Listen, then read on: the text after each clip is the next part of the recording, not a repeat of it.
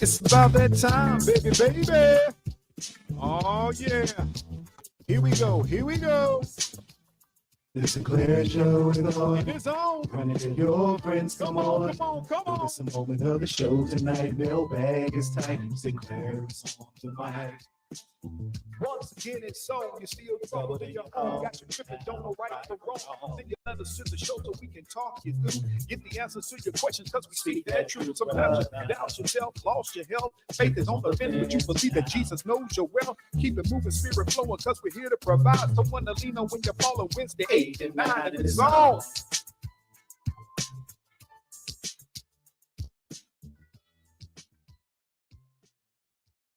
Once again, it's on. You're listening to the only morning show at night, people.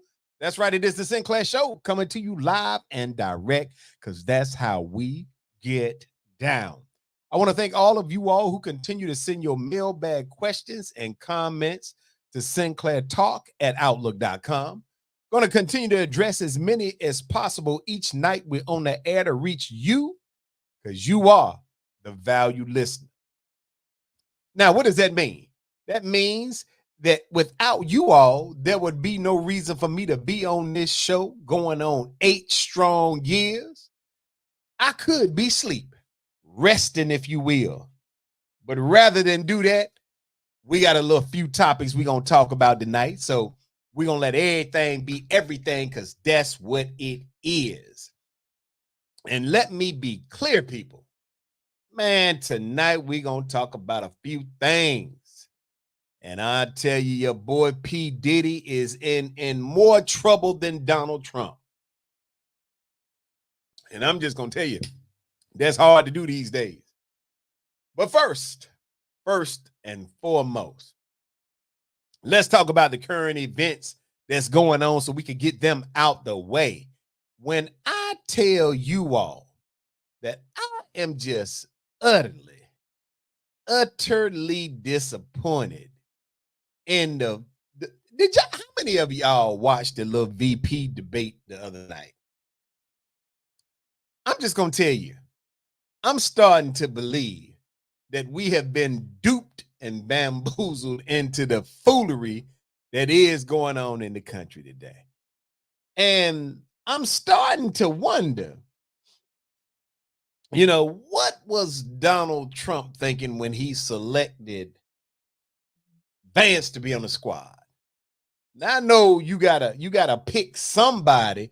Everybody got to pick somebody to be on a team. Okay, you cannot be on the team by yourself. It's not a team. But I would have went with somebody that had a little something to bring to the table, and I did my due diligence.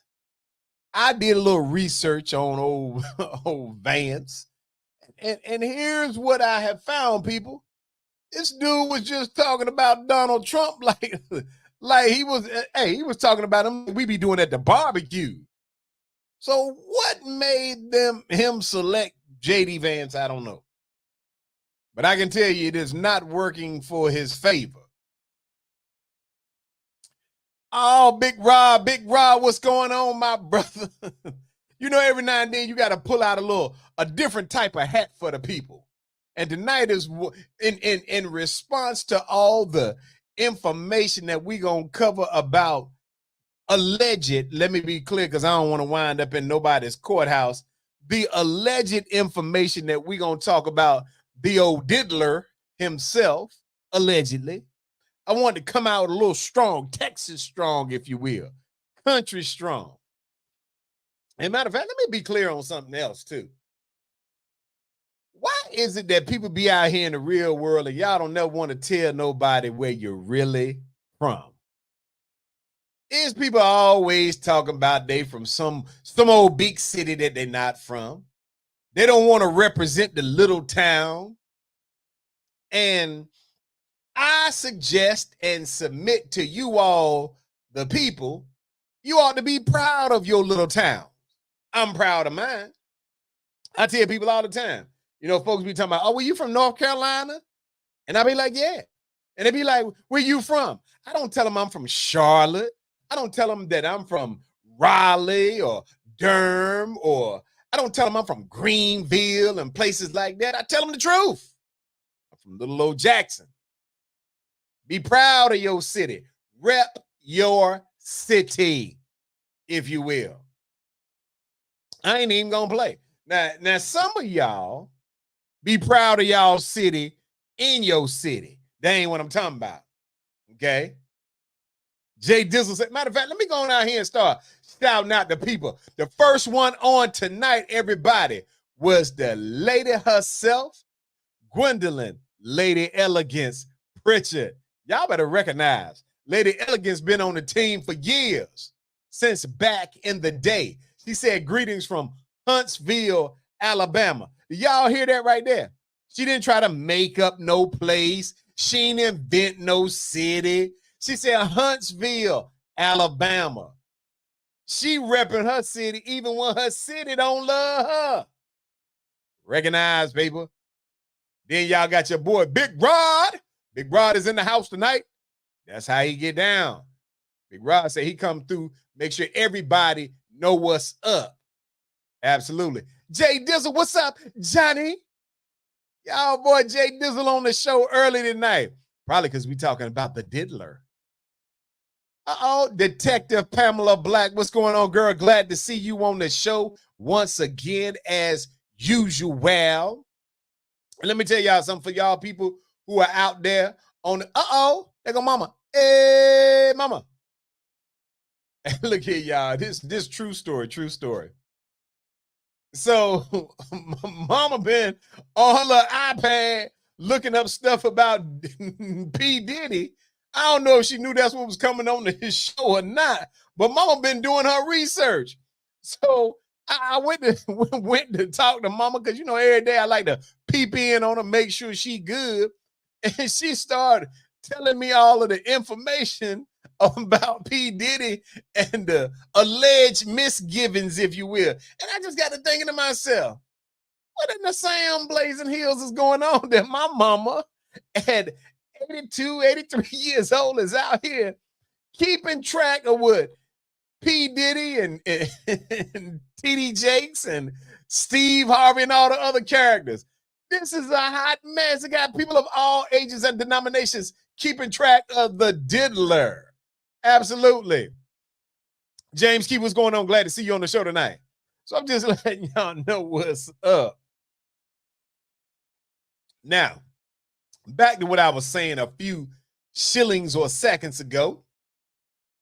See, some of y'all don't represent y'all city because y'all ashamed of your city. Y'all don't like to tell people you from that little small town in America. You need to be on the Sinclair Show representing your city to the fullest, making other people want to feel comfortable about their city. But instead, you ashamed. Don't be ashamed, people. Come on home. Be from a little small town in America. Be something great again. Matter of fact, let me tell y'all something. I was talking to somebody. I ain't even gonna say their name. If I don't see them on the show, I ain't gonna say their name. Because sometimes people want you to give them that extra airplay, but they don't want to come out and represent and support. But I know somebody that I was talking to, and the person said to me, I'm kind of a big deal in my city. Well, obviously, I knew they wasn't talking about no major city. They had to be talking about some place in small town America. But they wanted to let it be known that I might come over to this area or that area, but when I'm back in my town, I'm something like a big deal in my city. And that's the beauty of being in small town America.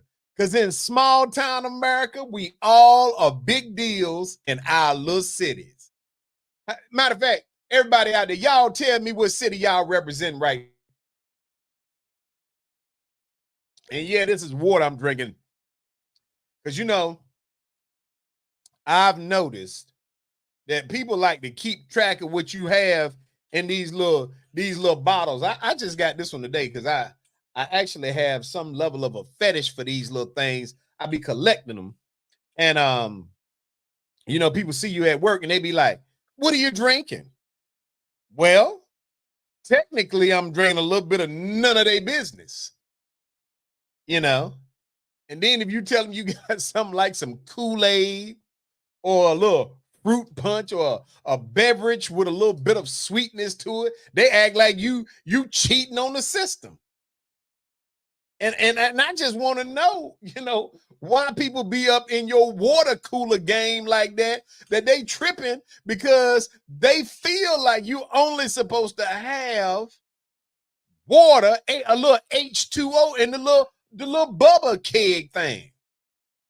But yeah, we'll tell you, oh, you supposed to have water in your little Bubba. I'm supposed to have whatever I want to drink in my cup. All right? Let it be known to the people. And don't let nobody tell you what to drink. Now, you should be drinking some water. It does make your skin nice and clear. But don't let nobody tell you you can't have some Kool-Aid. All y'all grew up on Kool-Aid in them small cities. But you don't want to admit it. See, when you tell people you from New York or you from a big city, you from Miami, Florida, you can't attach Miami, Florida and Kool-Aid because they don't go together. But if you say you from Jackson or you from Rich Square or you from Seaboard, a little place that nobody ever heard of, you can say you drink Kool-Aid. Comes with it. Comes with a spoon and everything. That's how we get down. But anyway, people, enough with the fluff and all these other things. Let's get to talking about the subject of the night. And the subject of the night is y'all boy P. Diddy. Now, first and foremost, for those of you who've been living under a rock for the last probably a few months, about a few weeks ago, the feds caught up with your boy Sean Combs, a.k.a. P. Diddy, a.k.a. Brother Love, whatever names he got. And they've been looking for him, but they caught up with him a few weeks back and put them bracelets on him, them steel bracelets. They locked them up, detained them. And it's been about a week. We missed last week. So if you hadn't been on the show and maybe you ain't been paying attention, you know that they got him and they didn't give him a bond. No bail for you. Now, I'm going to tell you, I agree with the judge, and I am a stark proponent of let somebody get a little bail time. But there is no doubt in my mind that P. Diddy is probably a flight risk at this time. Why do I say that? Because if you're facing a RICO charge potentially, certainly you are facing a couple of, I say a couple of felony type charges. And now it appears as of yesterday that there's an attorney in Houston, Texas. And his name is Tony Buzbee. And old Tony Buzbee says that he has 120 new accusers. Now, I don't even know if I believe Tony Buzbee. I believe a lot of people just coming out the woodwork, if you will. But in the slight chance that it is possible, they are alleging crimes against Sean P. Diddy, a.k.a. Love or Brother Love, since 1991. That's a lot of years. And they say that it goes all the way up until this year. Now, I want y'all to think about that. They kicked the brother's dough in this year. So he had to have known that he was under investigation. And they are alleging that he was still holding these Diddy parties. Now, some of them got a different name, Somebody remind me what the other name for the little Diddy parties is. Somebody let me know. Let me know. But anyway, so the thing that we're going to try to figure out now, we're going to peruse through the allegations. And the reason why we're going to talk about this is for a couple of reasons. One, let us remind ourselves that everyone is presumed innocent until they have their day in court and or they themselves say that they're guilty. So right now we're going to assume that Diddy is innocent. But we have to, like in any other case that has come before us while you and I was on the air, we have to assess the allegation. All right. So there is alleged Tony Buzbee, the lawyer from Houston, is representing an alleged quantity of people of 120 new accusers. Now, this is why Tony Buzbee kind of got me skeptical of all his of some of the allegations, because he said he got 60 males and 60 female accusers, and 25 of them were children at the time of their alleged offense. First, let me start off by saying this. Is everything they say about P. Diddy possible? Absolutely.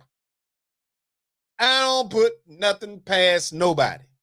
And I certainly ain't putting anything past old P. Diddy, because I believe long-standing that he has the potential, as they say in legal terms, the propensity to do somebody wrong.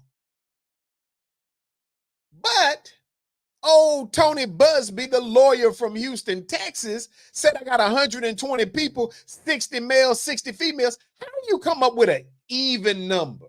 I ain't even buying it because of that. And I'm just keeping it real with y'all. Certain things don't make sense. I deal with statistical data all the time. It is very hard to get an even number, an even split, if you will, of people, 60 males, 60 female.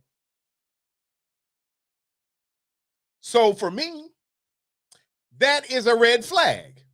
It does not mean that he doesn't have any. But it is a red flag for me that Mr. Buzbee says I have 120 people, even 60 males and 60 females. That puts my bare senses kick on when some things like this start being reported. Now, he said 25 of them were children at the time. So what does that mean? Let's delve a little deeper. They are accusing him of different levels of assault, exploitation. And so when we start to look at these things, we gotta say to ourselves, is it possible? We checking out blocks. So the answer to the question of is it possible? Yes, anything's possible. Now, for the record, before we dive deep into this, through his lawyers, Sean Combs has said, his lawyer said that Mr. Combs emphatically and categorically deny the false and defamatory claims that he has abused anyone, including minors. And that came from Erica Wolf, who is one of Sean Combs' attorney. Now, for the record, let me tell y'all, everybody who has ever been arrested, who was famous and had $20 or more for a lawyer, always says that they are innocent. And in fact, they always say this statement: he looked forward to proving his innocence and vindicating himself in court if and when claims are filed and served. where the truth will be established based on evidence and not speculation. That's a fair assessment because, in fairness, this Mr. Buzbee is also the attorney that when there was some allegations of a NFL player, and I believe that NFL player was somebody remind me what his name is. I think he played for the Browns now, the quarterback.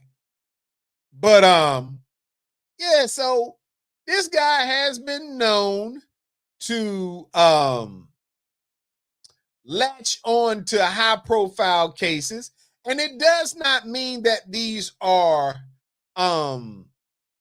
it doesn't mean that they're not true, but it also doesn't mean that it is just because someone made the allegation does not make it true. All right. So we always have to say that, one, to stay in the good graces of the legal system.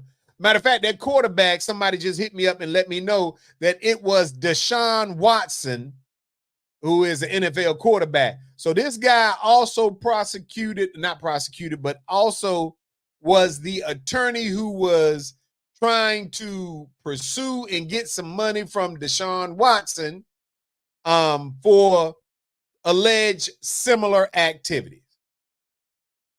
All right. So, first and foremost, you out there in listening land, y'all been riding with us. Y'all pay attention to the news. How many of you believe that Sean Combs is capable of this? Now, keep in mind, where there is smoke, there is generally some heat, if nothing else.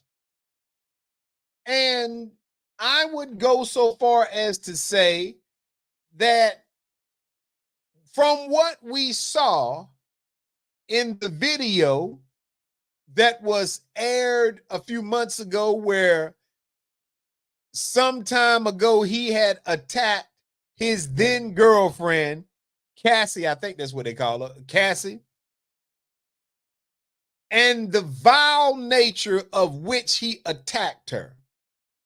And I've said for years to you all, I've got a problem with a man who thinks it is acceptable to physically abuse a woman. Most of the time, them the same dudes that ain't even gonna put no hands on no man. Big Rod said, with the means, anyone is capable of everything. Hey, you are absolutely right, Big Rod. I'm rocking with you on that. I believe we can put a check mark beside the box that says, is it possible? I believe it's possible.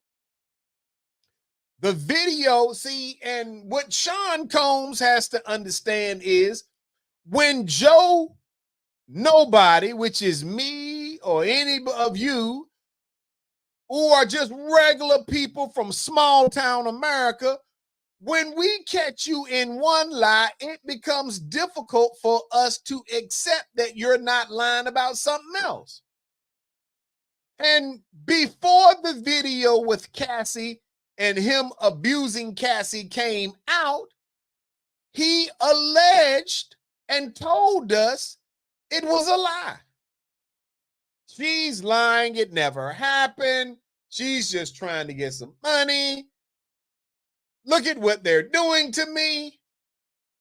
And just as sure as anything in this world, when the video comes out, old Diddler himself takes to the airwaves and says, I was outside of myself. First of all, you lying. You weren't outside of yourself. And I want y'all to start forcing people to accept responsibility for what they did.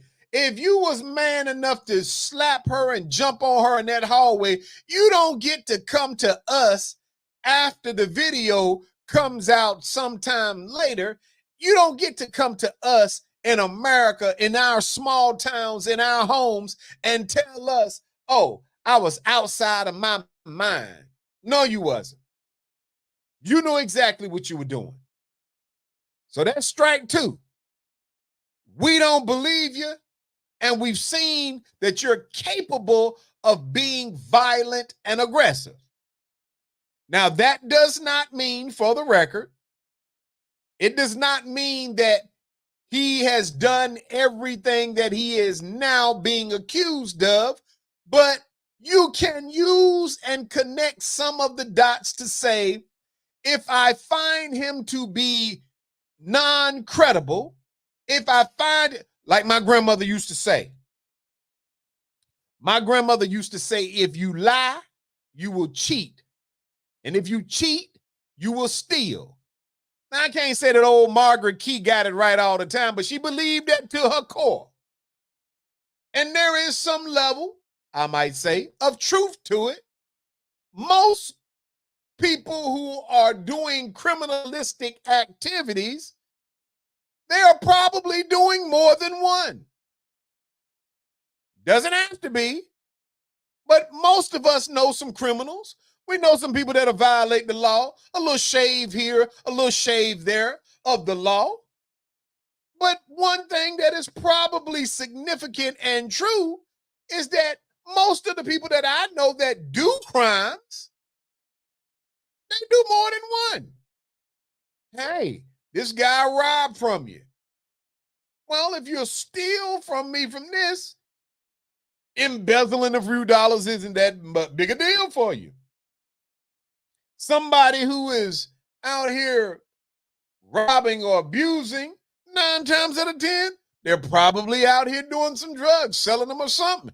It's not all the case, but generally speaking, if you'll do one crime, you don't really have a super conscious about not doing another one. Now, you may have some things that you say, hey, I may do this crime, but that's outside of the scope of what I'm willing to do.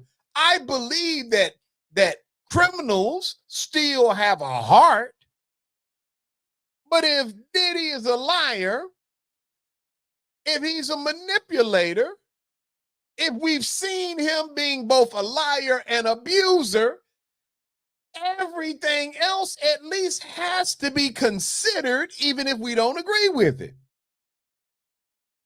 Would you not agree? Let's keep going. Let's see what else they're saying. The Houston-based Buzbee said he expects lawsuits to be filed within the next 30 days. Now, here's a problem that I have with the lawyer. If you said you've done your due diligence and you got 120 people that's ready to go, then for what reason are you waiting 30 days to file some documents in court?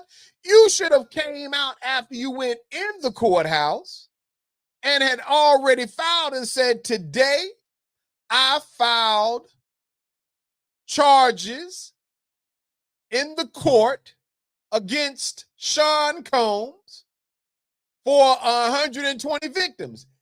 I have a problem because I believe the lawyer is simply out here hoping that by saying I got 120, that people will call him specifically and he can run the tab up on them. I'm just saying. But he's saying that in the next 30 days, he expects to file these charges. He said it's shocking. Our youngest victim at the time of the occurrence was 9 years old. He said we have an individual who was 14 at the time. The conduct at issue spans from the years 1991 all the way to this year, 2024.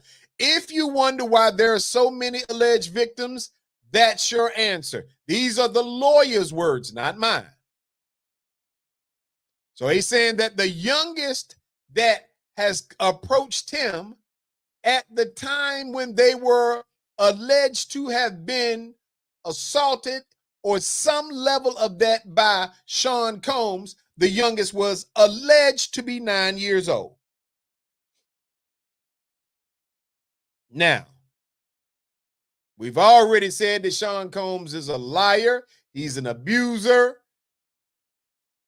Do we believe that Sean Combs was capable of doing some harsh act toward a child? Now, Buzbee said most of the alleged events and incidents occurred at parties, typically after parties or album release parties, New Year's Eve parties, 4th of July parties. One thing about it, it appears that old Sean P. Diddy Combs was partying too much. Something they call puppy parties or all-white parties. Well, hold on. Is Buzbee telling us that P. Diddy, a.k.a. Love himself, was having parties and calling them puppy parties? What's going on, Cassandra? Glad you done joined us tonight. The legal beagle is in the house herself. Now, Buzbee is alleging that there was some assaults taking place from as early as 1991, that they were dealing with some allegedly within the age bracket of from 9 on up. Now, here's another little piece where Buzbee loses me personally at. I told y'all I ain't like the way he came out. I told y'all that I don't believe you're going to say, I've got 120 people who are come to me to file these complaints or to sue Diddy, and I got an even number, 60 males. See, I don't believe the even number. Statistically, that's a little hard for me to believe. Here's another little thing that just twitches at my little bear ears. He said, typically, that the assaults were taking place allegedly at these parties.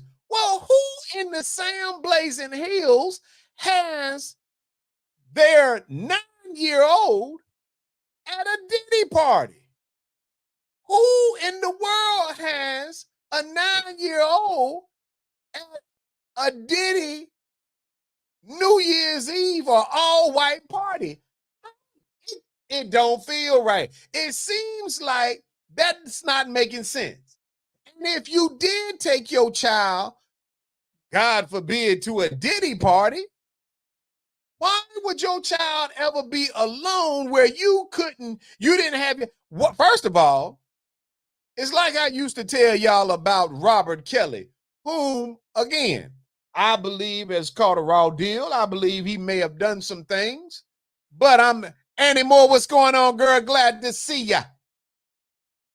But I'm just not of the mindset to believe that somebody took their 9-year-old to a Sean Combs all-white party. There's my armor bearer herself. What's going on, Essie Shepherd? Glad to see you in the house. So think about it, people. Again, I am definitely not saying that Sean Combs hasn't done something. I think we've all alluded to, we believe not only is it possible, but we've caught him in a lie. And we've said, like Margaret Key used to say, if you lie, you'll cheat, you will steal, and a host of other crimes. We believe that 1 + 1 = 2. But you gotta vet the information that you're going to rock with, because sometimes people will say some things because it's more salacious and it will draw you in and it's good for headlines, and they believe this will inspire an individual to want to settle, and they ain't even got to go to court. But if you're telling me a 9-year-old, a 14-year-old were hanging out at a P. Diddy all-white party, before we start with Sean Combs and any of his alleged cohorts, we need to start with the parent. There's no reason for your child to be at a P. Diddy all-white party? Is it anybody that disagrees with me out here and listening? Now, I see a lot of y'all out there. Some of y'all hitting me up on the side. I just want to know, is it just me? What reason would you have? I don't care if your child could sing or rap like Angels and DMX combined. There would be no reason that you should have a 9-year-old or a 14-year-old at a Sean Combs party. And if you did, you ought to be named in this suit as well. Lady Elegance says she agree with me. Thank you, Lady Elegance. You're a wise woman, wise woman. And I'm saying this because I'm keeping it real. Some of y'all won't say it because matter of fact, some of y'all might have been to one of them Diddy parties. I ain't asking you to go to confession. I'm just saying there comes a point when we have to call something what it is. Y'all got R. Kelly locked up in jail because you said he did X, Y, Z. But R. Kelly could have never taken advantage of any teenage girl if her parents had been parenting. If you dropped your daughter off at a studio with R. Kelly came out right out the gate with the public announcement. And I believe they had some songs talking about they don't see nothing wrong. I'm just telling you. R. Kelly had dropped numerous albums telling you what his mindset was. You reminding him of a Jeep. Yeah, he wanted to ride. Age ain't nothing but a number. I'm just saying, you knew or should have reasonably known if you are a parent and you're taking your child to go to the studio, you're going to drop them off with somebody that had a song that said, age ain't nothing but a number. You drop your child off with somebody that had a song talking about 12 play.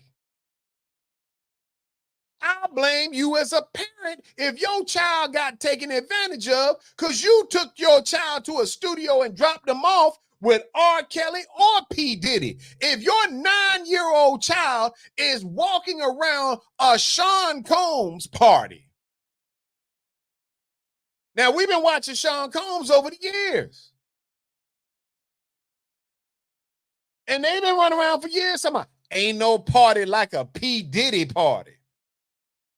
People have been saying in interviews for years, man, I went to a P. Diddy party and I saw stuff that made me feel a certain kind of way, so I had to leave early. Why would your child be at that party? Matter of fact, the real question is, why would you be there? But you're grown, so you can go out there and deal with your own sins on your own. I'm just trying to understand, why would you have your 9-year-old? Look at Lady Elegance said it was the same thing with Michael Jackson and parents letting kids sleep over at Neverland. Well, now see, come on now. Why are we bringing Mike into this? We ain't got no proof that Mike did anything. But the place was called Neverland, like they should never have been there. But I ain't gonna let you, Lady Elegance, we rock it. We rock. I'm telling you. We down with each other. But I'm not really gonna jump on Mike, because Mike did act like a little kid. Ever since Joe Jackson stepped on killed his little mouse, he wasn't no more good after that. But I will say, it is something strange about a young man, Michael Jackson at the time, who had a monkey, and I don't know about that. But still, your premise, Lady Elegance, is the same, which is, why would you take your child and simply drop them off? If somebody wants you to, if your child is destined to be a star, then you ought to be destined to be their manager. And if your child is going in the studio and you so busy looking at the potential for the payday, you ought to be in the studio watching your investment. What did P. Diddy say to somebody's parent to convince them that it's okay for you to leave your 9-year-old with me? And matter of fact, I'm going to be honest with y'all. I knew Usher before he became big like he is. I remember when Usher was in a group called New Beginnings down in Chattanooga, Tennessee. And so Andy Moore said maybe some were along the lines where money was involved. Could be. I don't know. But I remember Usher when he was young. I remember before he became famous. I knew of him then. I interacted with him when he was a young guy. Then when he left and went with LaFace and his mama took him down there, I saw an interview with Usher where he said he was sent to live with P. Diddy for a year as a teenager. Let me say this to you all. If you're so jaded by the potential for your child who has a talent that you will allow them to go off as a young person, a teenager, and you're going to send them to live with a man or a woman because they're going to help their career pop off. You are a willing participant in whatever happened to that child. And I am quite disgusted by the fact of how many people have purportedly allowed Sean Combs to be the guardian of their child working on their career. Now, this as a matter of record, so I keep myself in good legal standing, it does not mean that just because somebody stayed with Diddy that they were assaulted or that anything happened.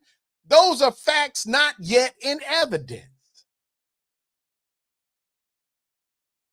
But even without having facts and evidence, I can say if you are a parent sending your child to, it ain't even got to be an entertainer. I know young people that will, I know parents that will let their young teenage child go stay with the coach. Oh, he's going to make sure that they get in the training camp. No, they not. No, they not. You want your child to get to training camp. You get up in the morning and take your child to go to training camp. You going to let your child live with the coach for the summer?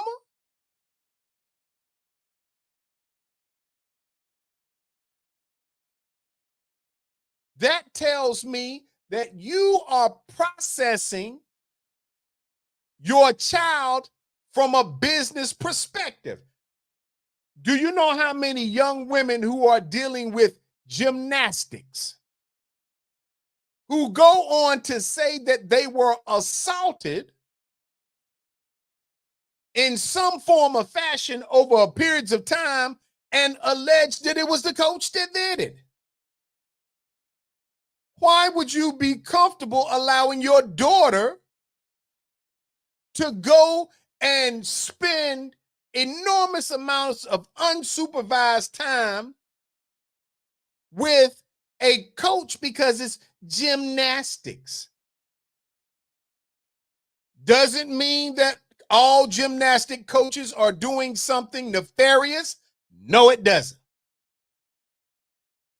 But it is a direct sign that some of you, not all, are more concerned about the potential bottom line than the fact that you are entrusting your child to another individual that they're going to have the same protective nature that you would.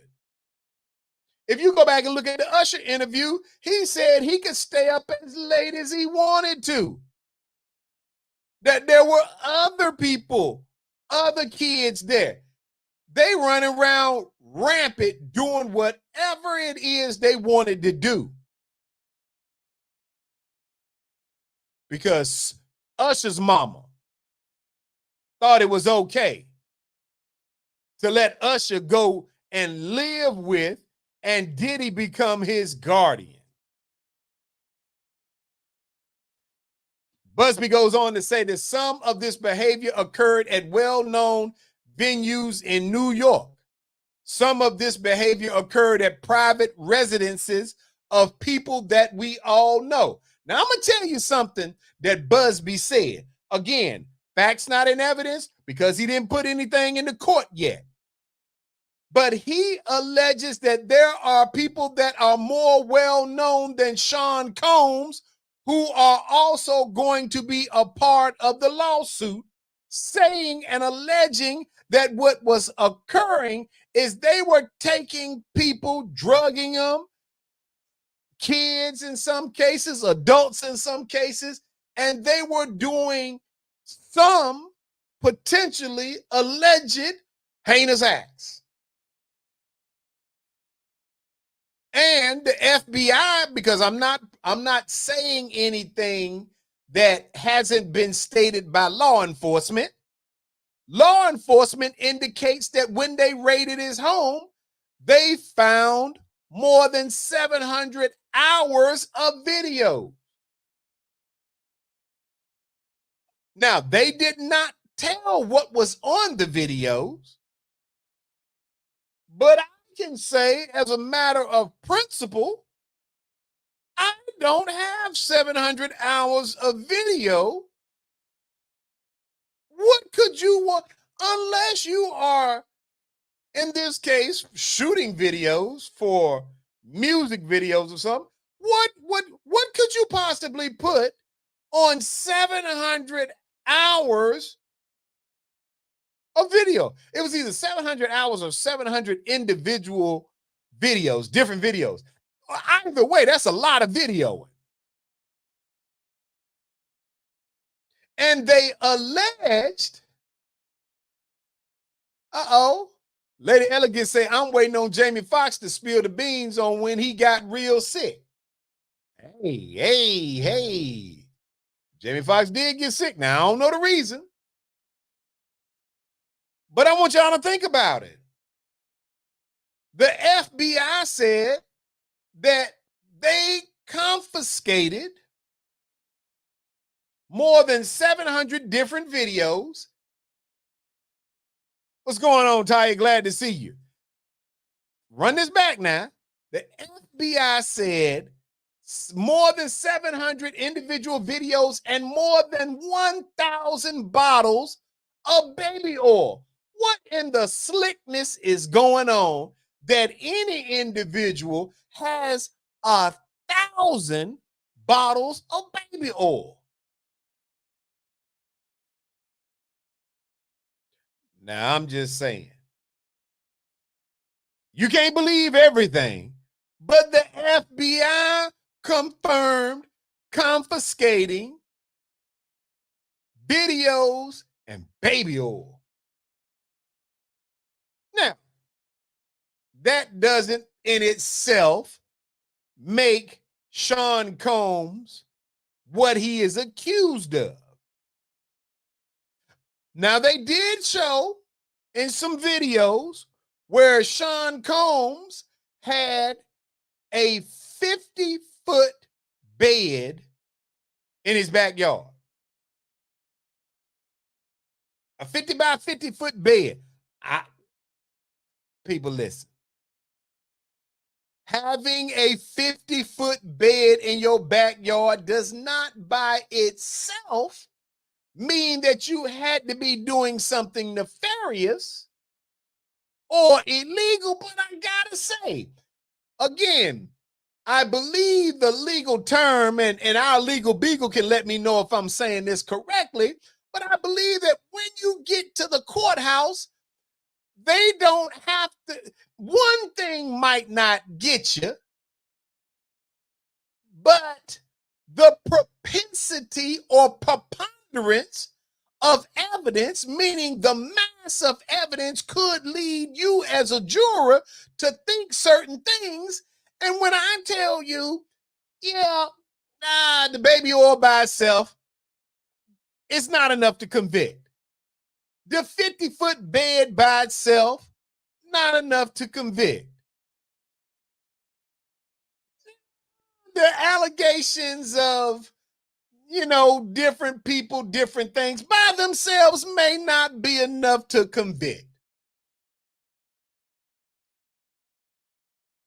Andy Moore said they also had on the news they confiscated 780 sex toys in all shapes and sizes. I saw that myself. Well, okay, now, I'm look, we're trying to be legally fair, but based on the information Andy Moore just provided, that there are some items and articles consistent with adult behavior.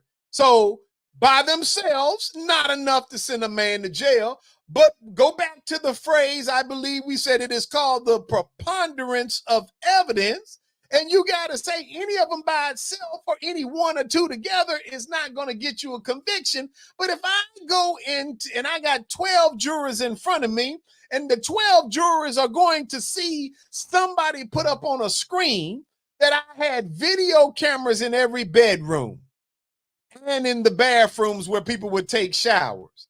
If I say that there was a 50-foot bed in the backyard, adult toys all over the place, 780 according to Annie Moore. If I said I had 1,000 bottles of baby oil, at some point the preponderance of evidence is going to get a conviction, because a regular person from small town America like me and you might ask the question, what does a grown man need with a 50 by 50 bed with more than 1,000 bottles of baby oil, more than 780 adult type toys?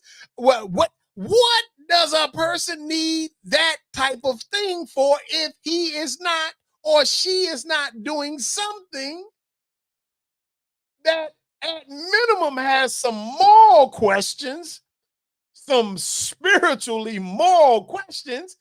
Now, it is possible that he could have all these things and it'd be nothing but consenting adults. And we would say to ourselves, yeah, y'all weird and y'all was out there. So we still can't say that any of those things that we have named by themselves would make him guilty of a crime. And that's why we are not saying on this show that he is guilty. We're saying that, listen, his behavior certainly seems awkward at best. But let's go back to another point. And this is not in defense of the indefensible allegations against Sean Combs, but I got to take it back just like I did the parents. Now I'm going to take it back to the grown adult participants. Point number one. You go to a Diddy party. I grew up once again in small town America. But in small town America, parents would tell their kids and certainly their daughters, if you're going to go out to the club, don't leave your drink unattended, because somebody could do what, people? I'll wait. They would say, don't leave your glass of whatever you were consuming, sweet tea or water or whatever the beverage was. They would say, don't ever, if you got to get up and go to the restroom or go to the dance floor, keep your drink with you, drink it before you go, because somebody could put something in your drink.